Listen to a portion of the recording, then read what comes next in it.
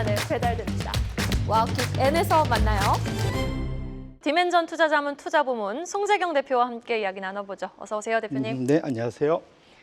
자, 오늘 코스피 지수는 장중 4,020선을 회복하기도 했으나 21선 저항에 좀 맞닥뜨리면서 또 상승폭을 반납하면서 마감을 했습니다. 지금 일부 증권사에서는 11월 북클로징 마무리 시점과 맞물려서 외국인의 수급 유입이 생각보다 빠르게 다시 들어올 수 있다라는 목소리를 내고 있기도 하거든요. 오늘까지 외국인은 또 샀어요. 어떻게 바라보고 계십니까? 일단은 휴가 가기 전에 좀 산 거 아닌가 싶기도 하고요. 예, 이제 아마도 이제 추수감사절도 있지만 땡스기빙이죠, 이제. 네네. 그 기본적으로 제가 몇 번 말씀드렸던 것 같은데 11월은 외국인들 입장에서는 한 해를 마무리하고 자기의 보너스를 위한 성과를 확정짓는 그런 달이다 말씀을 드렸고, 대충 이제 11월이 이제 이번 주만 마무리가 되고 나니 그러고 나면 좀 어째 12월로 더 넘어가면서 산타랠리에 대한 기대감을 이제 본격적으로 가져가 볼 수 있는 시기다. 또 때마침 연준의 금리 인하에 대한 기대감이 조금 더 강화되고 있습니다. 어젯밤에 새벽에 발표되었던 이제 베이지북 뭐 내용이 사실 좀 밋밋하긴 했지만 어쨌거나 시장에서 걱정, 이러다가 금리 인하 못하는 거 아니냐? 그 정도는 아닌 상황으로 베이지북 내용이 나왔기 때문에 그렇게 놓고 본다면 아마도 12월 달 외국인들도 이제 자기 미장에서도 복귀하고 국내 시장에도 복귀를 하면서 어느 정도 좀 긍정적으로 나오지 않을까 싶은데요. 이미 11월 달 동안 좀 시장의 투자 심리를 챙겨볼 수 있는 다양한 지표들이 있는데 사실 비트코인이 그걸 대부분 앞서서 이제 해주고는 있었지만 이 주식 시장 안에서의 그러한 이제 원래 주식을 보게 되는 투자 심리 총 한 7가지 지표로 만드는 이제 CNN의 Fear and Greed 공포 탐욕 지수를 놓고 보면은 이것이 그러니까 0에서부터 100까지인데 저 아래 점선, 아래쪽 점선이 25입니다. 25 이하로 나오면은 극단적인 공포고 75 이상이면 극단적인 탐욕입니다. 그래서 중간이 탐욕과 공포가 있는데 지금 지난주 목요일 날 미국 기준으로 7까지 내려갔다가 그것이 좀 최근에 반등을 해서 18 정도까지 올라오게 됐지만 여전히 극단적인 공포 구간 안에 여전히 있다는 측면에서 놓고 본다면 이것은 일종의 시장의 역발상 지표라고 보시면 좋을 것 같고요. 그래서 이렇게 놓고 본다면 지금 산타랠리에 대한 기대감, 연준의 금리 인하 말 산타랠리에 대한 기대감을 충분히 가격에 반영할 수 있을 만큼 시장은 상당히 뭐랄까 좀 기술적인 조정은 마무리가 되어 있는 상황인 것만은 분명하다 보실 수 있을 것 같고요. 그렇게 놓고 본다면 그것이 통상 우리나라에도 같은 영향을 줄 수 있기 때문에 그런 측면에서는 보통 12월 달에 산타랠리를 기대해 볼 수 있는 것은 여전히 유효하다 이렇게 말씀드립니다. 네, 12월 부디 산타랠리가 펼쳐졌으면 하는 바람입니다. 자, 그리고 지난 조정장에서 우려 요인으로 부각됐던 것이 개인 투자자들의 B2, 반대 매매였습니다. 실제로 이번 달 들어서 반대 매매 금액 연중 최고치를 경신하기도 했는데 우리가 이제 환율도 우려스럽고 여기에다가 반대 매매에 관련해서 청산할 때 주식이 시세보다 낮은 가격에서 시장에서 좀 쏟아져 나오면은 이제 변동성을 키울 수 있으니까 이 부분 또한 우리가 경각심은 갖고 있어야 되거든요. 어떻게 보십니까? 1차적으로 말씀 주신 대로 그러니까 지난 11월 한 달 동안 B2는 조금 더 늘었습니다. 이제 차트가 열려 있으면 보실 수 있겠지만 네. 대략 신용잔고는 한 26조에서 27조 가까이 약 1조 가까이 늘어났는데요. 근데 제가 늘 많이 말씀드리던 그러니까 소위 예탁금 대비 신용잔고 비중 맞아요. 이것이 급격하게 좀 빨리 늘어났어요. 이제 가장 큰 이유가 뭐냐면 신용잔고 느는 속도는 사실은 지난달, 지지난달에 그 기울기로 그대로 늘어났습니다. 좀 밑에 보시면 붉은색 저 막대가 신용잔고거든요. 네. 보시면은 엄청나게 급격하게 늘어났다 보기 좀 어려울 정도로 그냥 원래 늘어나던 속도로 늘어났는데 다만 그거보다 더 많은 지금 예탁금 중에서 가파르게 지금 제가 붉은색으로 저 아래 막대 그 소위 화살표로 했는데 네네. 상 내려오면서 지금 분모와 분자 중에 분자는 느는데 분모가 좀 빨리 줄면서 상대적으로 이것이 30에서 그러니까 11월 초 30에서 지금 가장 최근에 이 화요일 정도까지 해서 이것이 35%까지 좀 조금 늘었습니다. 그러니까 절대적으로 보면은 신용잔고 비중이 확실히 좀 늘었네. 걱정할 만할 것 같은데 이것이 지난 6년 평균 정도 수준입니다. 아, 그렇습니까? 예, 이게 35%까지 늘어도요. 예, 35가 지난 6년간의 평균이고요. 네. 제일 많을 때가 이제 40 한 1, 뭐 이 정도 되고 줄을 때는 한 14 정도 되거든요. 그래서 결론적으로는 지금 단기간에 예탁금이 빨리 줄어든 것은 조금은 별로 이제 아쉬운. 그래서 지금 어찌 보면 시장이 좀 힘을 못 쓰는 이유도 분명히 있는 것 같습니다. 그 11월 한 달 동안 전 세계적으로 글로벌 조정을 받으면서 우리나라 투자자들도 투자 심리가 일부 위축된 것이 이제 예탁금 감소로 나타났다 볼 수 있을 것 같은데요.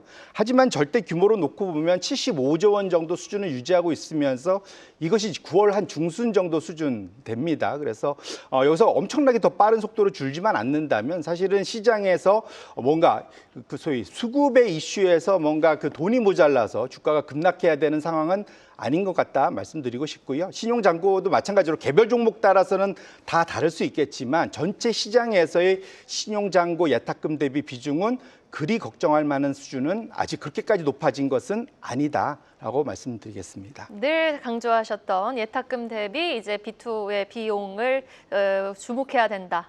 지금은 걱정할 수준이 아니다라고 말씀해 주셨습니다. 3시 42분입니다. 넥스트레이드 애프터마켓에서 엔캠의 주가 흐름 한번 살펴보고 가겠습니다. 한국경제신문의 단독 보도입니다. 배터리 전해액 기업 엔캠이 지금 배터리 1위 제조사죠. 글로벌 배터리 1위 제조사 CATL과 약 1조 5천억 규모의 공급 계약을 앞두고 있다라는 소식이 전해지자 애프터마켓에서 크게 시세를 분출합니다. 장 마감 직전에도 상승폭을 확대하더니 현재 시각 10% 넘게 급등 양상을 보여주고 있네요. 내일 정규 시장에서도 흐름 한번 주목해 보시면 좋을 것 같습니다. 자, 환율 이야기 안 해볼 수 없을 것 같습니다. 환율 급등에 이제 정부가 팔을 걷어붙입니다. 기재부, 한국은행, 보건복지부, 국민연금이 참여하는 사자협의체가 구성이 돼서 오늘 또 한은의 금통위가 있었잖아요. 이창용 총재는 국민연금을 활용한 환해지에 좀 긍정적인 발언을 하시기도 했습니다. 환율 잡힐까요? 결론부터 말씀드리면 저는 정부 당국이 저 정도로 나서서 의지를 피력했다는 것만으로도 환 시장에서의 약세 베팅, 투기적 약세 베팅은 상당 부분 좀 해소되지 않을까 개인적으로 생각을 해봅니다. 또 제가 좀 여기 오기 전에 한번 체크를 해보니까 우리 서학개미들이 특히 이번에 10월, 11월에 환 약세, 그러니까 원화의 달러 대비 원달러가 빠르게 올라가는 것에 일종의 좀 큰 역할을 한 그 규모를 했었는데 지금 11월 달 들어서는 확실히 상대적으로 10월에 비해서는 해외 투자 규모, 빨리 나가는 규모가 좀 줄었어요. 이제 9월 정도 수준으로 좀 줄었기 때문에 그런 측면에서 놓고 보면은 두 가지, 정부 주도의 그러한 공격적인 참여, 두 번째로는 지금 서학개미들의 해외 매수 규모 자체가 9월 달 수준으로 줄었다는 측면에서 놓고 보면 원화의 안정성을 가져올 수 있을 것 같은데요. 특히 지금 국민연금과의 소위 이제 외환 수합 이것을 지속하고 규모를 확대할 수 있다는 것 자체는 확실히 또 긍정적인 시그널입니다. 왜 그러냐면 단일 규모로는 우리 국민연금의 규모가 사실은 한국은행이 갖고 있는 우리 맨날 얘기하는 소위 외환 보유고 이거보다 더 많거든요. 네. 사실은 지금 국내에서 대략 1,300조를 투자하고 있는 국민연금의 약 60% 가까이, 57%가 외화 자산이거든요. 해외 투자라니까 그걸 환산해 보면은 우리나라 돈으로 대략 770조 가까이 되거든요. 그런데 우리 외환 보유고 자체 한국은행이 갖고 있는 게 630조니까 사실은 국민연금이 더 커요.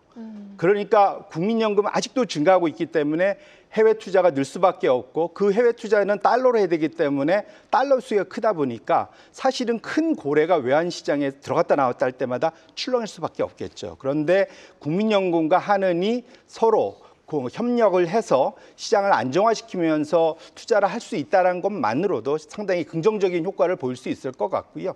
미국이 이걸 약간 딴지를 5월달에 한번 걸어올긴 했었습니다. 네. 환율 소위 이제 경계 이렇게 보고 했었는데 어쨌거나 그것을 감안하더라도 우리의 그런 환율 안정을 위해서 당국이 힘을 합치는 것 자체는 시장 안정에 큰 도움을 줄 수 있겠다 이렇게 말씀드리겠습니다. 네, 알겠습니다. 하루빨리 또 환율도 잡혀야죠. 자, 마지막 질문 드리겠습니다. 엔캐리 트레이드 경각심 가져야 된다라고 지난 시간에 월요일 날 또 나오셔서 말씀하셨는데 일본 국채 금리가 급등했어요. 이에 따라서 중국과 일본 간의 금리가 최초로 역전이 됐는데 엔캐리 트레이드 계속 경각심을 갖고 있어야 됩니까? 네, 여전히 갖고 있어야 된다고 보고 있고요. 결론적으로는 12월 FOMC가 좀 이르죠. 90위에 있으니까 FOMC는 상당히 호재, 긍정적으로 금리 인하하면 작용할 수 있을 것 같은데 만에 하나 17일 그 이후에 있을 BOJ가 금리를 인상하면 엔캐리 트레이드 청산 우려가 좀 더 커질 수 있을 것 같습니다. 차트가 준비된지 모르겠지만 통상적으로 엔화로 빌려서 멕시코 페소 표시, 멕시코 국채 투자가 일반적인 엔캐리 트레이드의 대표적인 대상이거든요. 차트가 열려 있는데 지금 파란색 선이 멕시코 페소 채권에다가 엔으로 빌려서 투자했을 때 얻는 수익을 지수화한 겁니다. 근데 네네. S&P 500의 배당 감안한 토탈 리턴 수익률을 오히려 앞서고 있죠. 좀 어렵네요. 예, 네네. 그러니까 결론적으로 그러니까 이게 무슨 말이냐면, 네. 그러니까 엔캐리 트레이드의 수익성이 여전히 좀 좋기 때문에 과거에 이런 것이 한번 되돌려지면은 제가 빡세한 게 작년 여름입니다. 이것이 급락을 하면서 사실 시장에 한번 난리를 줬잖아요. 네네. 지금 다시 보면은 수익성이 워낙 좋았기 때문에 지금 사실은 일정 부분 엔캐리 트레이드 규모가 꽤 있을 것 같다. 그런데 여기서 갑작스러운 엔화 강세로 반전하게 된다면 저 방정식이 깨져버립니다. 그러면은 저 수익률이 급락을 할 수 있고 그것 자체가 시장에 상당한 변수를 줄 수 있기 때문에 변동성을 줄 수 있기 때문에 여전히 우리는 12월의 주인공이 소위 이제 그 큰 영웅은 FOMC가 될 수 있는데 그러니까 빌런 악당은 BOJ가 될 수 있다는 측면을 명심할 필요가 있겠다 이렇게 말씀드립니다. 너무 적절한 비유를 해주셨던 것 네. 같아요. 여기까지 들어보겠습니다. 지금까지 디멘전 투자자문 투자부문 송재경 대표였습니다. 말씀 고맙습니다. 네, 고맙습니다. 계속해서 다양한 경제 이슈를 알고 싶다면 구독과 좋아요, 알림 설정 부탁드립니다. AI 캐스터 권미정이었습니다.